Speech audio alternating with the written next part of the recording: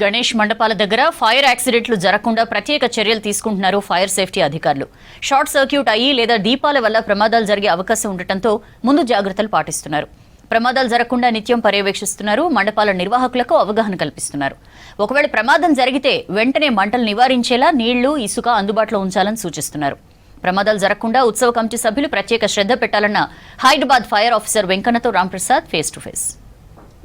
హైదరాబాద్ వ్యాప్తంగా గల్లీలో గణపతి వేడుకలు అయితే ఘనంగా సాగుతా ఉన్నాయి. ఈ క్రమంలోనే ఇటు గణపతి ఉత్సవాల దగ్గర అయితే ఉత్సవ కమిటీ సభ్యులు చేస్తున్నటువంటి ఏర్పాట్లను కూడా ఇటు హైదరాబాద్ సంబంధించినటువంటి ఫైర్ డిపార్ట్మెంట్ అధికారులు సందర్శించడంతో పాటు అక్కడ ఫైర్ రెసిస్టెన్స్ కి సంబంధించి కానీ ఫైర్ సేఫ్టీకి సంబంధించినటువంటి అన్ని రకాల అవగాహన కల్పించేటువంటి కార్యక్రమం అయితే నిర్వహిస్తున్నాం. మనం ప్రస్తుతం హైదరాబాద్ లో ఉన్నటువంటి గుల్జారీ హౌస్ పక్కనే ఉన్నటువంటి గల్లీలో అయితే ఉన్నాం. ఒకసారి ఇక్కడ ఫైర్ ఆఫీసర్ మాట్లాడలేదు. సార్ చెప్పండి, అసలు హైదరాబాద్ వ్యాప్తంగా చాలా ప్రాంతాల్లో కూడా గణపతులు ఏర్పాటు చేశారు, ఎలాంటి అవగాహన కల్పిస్తున్నారు సార్? సో ఇక్కడ పెద్దలు అంటే సిపి గారు కానీ, తర్వాత జిహెచ్ఎంసీ కమిషనర్ గారు, తర్వాత ఆనరేబుల్ ఇన్ఛార్జ్ మినిస్టర్ గారు అందరూ కూడా వేరు సందర్భాలలో ఇక్కడ చాలాసార్లు మీటింగ్లు, కోఆర్డినేషన్ మీటింగ్ కండక్ట్ చేయడం జరిగింది భాగ్యనగర్ ఉత్సవ కమిటీ పెద్దలతో కూడా. సో ఇక్కడ నంబర్ ఆఫ్ వేలల్లో మనకు హైదరాబాద్ జిల్లాలో గణేష్ పెండాల్స్ ఇన్స్టాల్ చేయడం జరిగింది. సో మేజర్గా ఇంపార్టెంట్ ఏంటంటే ఇక్కడ మనం అబ్జర్వ్ చేసినట్టయితే ఎలక్ట్రిసిటీ అనేది మోస్ట్ ఇంపార్టెంట్ హజార్డ్ ఉంది ఇక్కడ. దాన్ని కనుక సేఫ్గా చేసుకున్నట్టయితే మ్యాక్సిమం మనం ఇక్కడ ఫైర్ యాక్సిడెంట్స్ని అవాయిడ్ చేయొచ్చు. అదే ప్రతి మీటింగ్లో కూడా పెద్దలు అదే చెప్పారు, మేము కూడా అదే చెప్తున్నాం. సో ఇక్కడ దాంతోపాటు దీపారాధన చేస్తారు, తర్వాత డెకరేషన్ చేస్తారు డిఫరెంట్ టైప్ ఆఫ్ క్లాత్లతోని. అవన్నీ జాగ్రత్తగా చూసుకొని విజిలెన్స్ కనుక రౌండ్ ద క్లాక్ విజిలెన్స్ ఉంటే ప్రమాదాలు జరగకుండా అరికట్టవచ్చు. సో ఇదే కాకుండా ఇప్పుడు మన హైదరాబాద్ జిల్లాలో ఉన్నటువంటి 21 ఫైర్ స్టేషన్లు ఉన్నాయి. అన్ని ఫైర్ స్టేషన్ పరిధిలో ప్రతిరోజు మా టీము మిస్ట్ బుల్లెట్ వేసుకొని డైలీ పోయి ప్రతి గణేష్ పెండాల దగ్గర కూడా అవగాహన డూస్ డోంట్స్ అని చెప్పుకుంటా ప్రమాదాలు జరగకుండా అవగాహన కార్యక్రమాలు చేపడుతుందండి. ఇది నిజంగా మా సుపీరియర్ ఆఫీసర్స్, మా డీజీ గారు కూడా ఎప్పటికప్పుడు డైలీ కూడా వాకప్ చేస్తూ ఉన్నారు. మేము ఆన్లైన్లో కూడా మేము చేసినటువంటి అవేర్నెస్ ప్రోగ్రాంలన్నీ కూడా ఆన్లైన్లో ఫీడ్ చేయడం జరుగుతుంది. మొత్తం అంతా స్టాటిస్టిక్స్ అన్ని కూడా మెయింటైన్ చేయడం జరుగుతుంది. పబ్లిక్ అందరికి కూడా రిక్వెస్ట్ చేసి ప్రమాదాలు జరగకుండా ఎక్కడ ఎట్లా సేఫ్టీ తీసుకోవాలనేది కూడా అవేర్నెస్ క్యాంప్ ద్వారా అందరికీ చెప్పడం జరుగుతుంది. ఇదే కాకుండా పోలీస్ డిపార్ట్మెంట్తోని, రెవెన్యూ డిపార్ట్మెంట్తోని, మున్సిపల్ అథారిటీ కానీ, ఎలక్ట్రిసిటీ డిపార్ట్మెంట్ అందరితో కూడా కోఆర్డినేట్ చేసుకొని మొత్తం ప్రమాదాలు జరగకుండా పక్కా ప్లానింగ్ చేసుకుంటున్నాం. తర్వాత ఫైనల్ డే రోజు 6 రోజు కూడా మనం number of vehicles last Balanagar నుంచి మొదలు పెడితే ఇటు మనకు ట్యాంక్ బండ్ దాకా కూడా హైదరాబాద్ పరిధిలో ఉన్న మెయిన్ ట్రాక్ ఏదైతే ఉందో అన్నిటి కూడా రిక్వైర్మెంట్ పోలీస్ కమిషనర్ గారు ఎక్కడైతే వెహికల్స్ కావాలని చెప్పి మనకు లెటర్ ఇచ్చిరో దాని ప్రకారంగా మొత్తం ఫైర్ సేఫ్టీకి సంబంధించిన అరేంజ్మెంట్ చేయడం జరుగుతుందండి. ఇవే కాకుండా మన దగ్గర డిఫరెంట్ టైప్ ఆఫ్ వెహికల్స్ ఉన్నాయి. అవసరం ఎక్కడ ఏ అవసరం వెహికల్ అవసరం ఉంటే ఆ వెహికల్ అన్నింటినీ కూడా ప్రొవైడ్ చేయడం జరుగుతుంది. మేము రౌండ్ ద క్లాక్ అంటే నాట్ ఓన్లీ దిస్ ఫెస్టివల్, అంటే గణేష్ ఫెస్టివల్ ఒకటే కాకుండా నార్మల్గా మన హైదరాబాద్లో పాత బస్తీ అంటేనే కొంచెం old city, old constructions, old wiring ఇవన్నీ ఉంటుంది. బిజినెస్ అనేది బాగా ఉంటుంది కాబట్టి చిన్న గల్లీలు మన వెహికల్ తిరిగేటువంటి పరిస్థితి ఉండదు కాబట్టి ఇక్కడ అవగాహన కార్యక్రమాలు కూడా పెద్ద ఎత్తున చేపట్టేందుకు ప్లాన్ చేసినాం.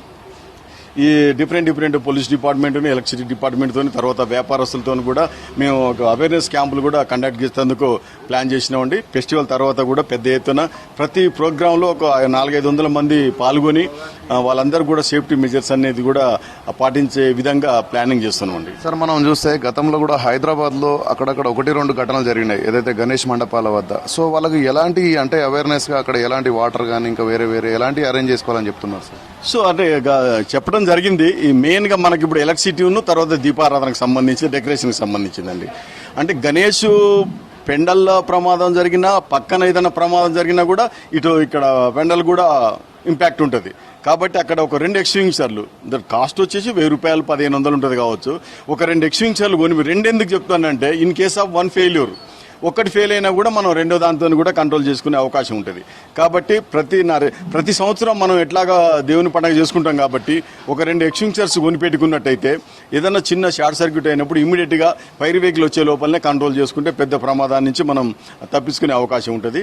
సో అదే కాకుండా 2 ఫైర్ బకెట్లు, నార్మల్ బకెట్లో కూడా ఒక డ్రై శాండ్ని కూడా పెట్టుకుంటే ఆ శాండ్ ద్వారా కూడా మనం ఇమీడియట్గా కంట్రోల్ చేసుకోవచ్చు.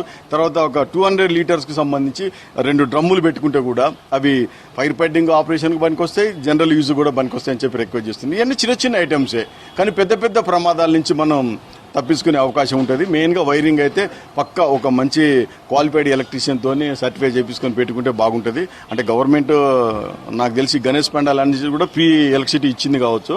కొంచెం జాయింట్స్ చేసే దగ్గర ఆ లూజ్ కనెక్షన్ అనేది లేకుండా చూసుకుంటే మనం ఈ ఎలక్ట్రికల్ సేఫ్టీ నుంచి కూడా మంచి అవకాశం లభిస్తుంది మనకు. సార్, మనం చూస్తే ఇటీవల గణపతి పండుగ స్టార్ట్ అయిన తర్వాత ఈ డెకరేషన్స్ కానీ కొంతమంది వర్కర్స్ కానీ వర్క్ చేస్తుంటే ఇటు ఎలక్ట్రిసిటీ షార్ట్ సర్క్యూట్ జరిగి కూడా చనిపోయినటువంటి ఘటనలు ఉన్నాయి. సో మండపం వద్ద ఎలక్ట్రికల్స్ వద్ద ఎలాంటి జాగ్రత్తలు పాటిస్తే బాగుంటుందని చెప్తారు సార్? నేను అదే చెప్తున్నా మీకు. ఇప్పుడు గవర్నమెంట్ కూడా ఫ్రీగానే కరెంట్ ఇచ్చింది కాబట్టి ఎక్కడి నుంచి అయితే మనం పవర్ తీసుకుంటామో ఆ లైన్ ఎక్కడ జాయింట్స్ లేకుండా లూజ్ కాంటాక్ట్ లేకుండా తర్వాత మంచి ఐఎస్ఐ క్వాలిటీ వైరింగ్ తీసుకున్నట్టయితే షార్ట్ సర్క్యూట్ దాని మీద ఉండే ఇన్సులేషన్ పవర్ ఎక్కువ తీసుకున్నప్పుడు దాన్ని ఇన్సులేషన్ దెబ్బతినుకుంటుంటుంది. మోర్ ఓవర్ ఎంతవరకు రిక్వైర్మెంట్ ఉంటుందో అంతే తీసుకోవాలి. ఒకసారి కనెక్షన్ ఇచ్చిన తర్వాత దానికి ఎక్స్ట్రా ఫిట్టింగ్లు అవన్నీ పెట్టి ప్లగ్ ఇన్సర్ట్ చేస్తున్నప్పుడు సరిగా పెట్టకుండా ఆ లూజ్ వైరింగ్ అట్లా ఉంటే అది దాని మీద ఇంపాక్ట్ పడి ఇన్సులేషన్ దెబ్బతిని షార్ట్ సర్క్యూట్ అయి ప్రమాదం ఏర్పడే అవకాశం ఉంటుంది. మొత్తంగా చూసినట్లయితే ఇటు గణపతి నవరాత్రి ఉత్సవాల్లో భాగంగా 9 రోజుల పాటు కూడా ఇటు ఏదైతే సెలబ్రేషన్ జరుగుతాయో ఖచ్చితంగా ఇటు సేఫ్టీ మెయింటైన్ చేస్తూనే ప్రజలందరూ సంతోషంగా ఈ పండుగను జరుపుకోవాలి. ఎలాంటి అపశృతులకు తావివ్వకుండా ఇటు కరెంటుకు సంబంధించినటువంటి షార్ట్ సర్క్యూట్లే కానీ లేదంటే అక్కడ గణపతి వద్ద ఏర్పాటు చేసేటువంటి పూజాది కార్యక్రమాల్లో నిర్వహించే దీపాల వల్ల కూడా కొన్నిసార్లు ప్రమాదాలు జరిగేటువంటి సందర్భాలు గతంలో ఉన్నాయి. కాబట్టి ప్రజలందరూ కూడా అప్రమత్తంగా ఉండి ఉత్సవ కమిటీ సభ్యులందరూ కూడా వారి యొక్క మండపాలతో పాటు పక్కన ఉన్నటువంటి ప్రెమిసెస్ పైన కూడా ఎప్పటికీ అబ్జర్వ్ చేస్తూ అయితే ప్రమాదాలు జరగకుండా సంతోషంగా పండుగ జరుపుకోవాలని అయితే మనతో హైదరాబాద్ ఫైర్ ఆఫీసర్ వెంకన్న చెప్పడం జరిగింది. కెమెరామెన్ సిద్దిక్తో రాంప్రసాద్, V6 న్యూస్, హైదరాబాద్.